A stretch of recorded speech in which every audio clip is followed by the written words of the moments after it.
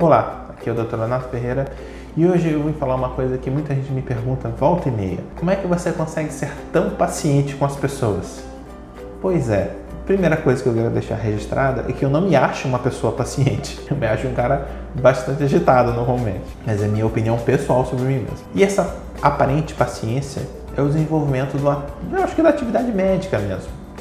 Simplesmente porque o médico ele aprende ou deve aprender a ter um timing próprio, que está muito baseado na urgência, na doença e na necessidade do outro, mais do que na minha opinião. Por mais que eu tenha um pensamento acelerado e seja normalmente mais agitado, mais elétrico, mais acelerado, principalmente no pensamento, eu não transpareço isso porque eu vivo, trabalho e atendo como médico nesse timing que está muito mais marcado o que é urgência, o que é emergência e o tempo que a pessoa que eu estou atendendo precisa.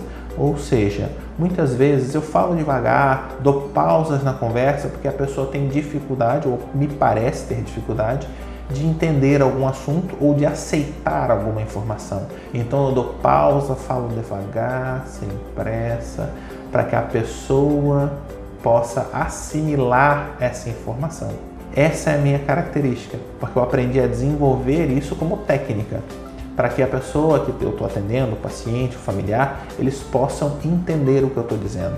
Não é só porque eles não entendem tecnicamente ou a informação de forma direta, mas que eles aceitem aquilo ali. Porque muitas vezes eles vão questionar, isso eu vejo muito, colegas sendo questionados sobre uma informação, sobre um diagnóstico, sobre uma condição de saúde, que o questionamento não vem de nenhum conhecimento médico ou técnico, e sim do fato que eles não estão acreditando no que a pessoa está falando, porque elas não tiveram tempo para aceitar a informação. Quando a dor é inevitável, quando o sofrimento, a cura é inalcançável, você precisa aceitar a limitação que a doença ou a situação de saúde te traz.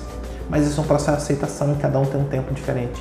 Em geral, você precisa falar mais devagar. E essa aparente paciência que eu tenho é por isso, para que a pessoa entenda o que eu estou falando, porque a preocupação é a comunicação. É por isso que transparece paciência. Apesar de que eu não me acho uma pessoa paciente, mas não é o que eu vivo ouvindo dos outros. É porque eu me preocupo em ter o timing de falar e de me expressar, e principalmente de explicar o que eu estou fazendo, baseado com o grau de compreensão e na necessidade do outro, e não na minha vontade. Esse é o grande lance. Isso é técnica, isso dá para aprender. Lembre-se, todos nós somos pacientes.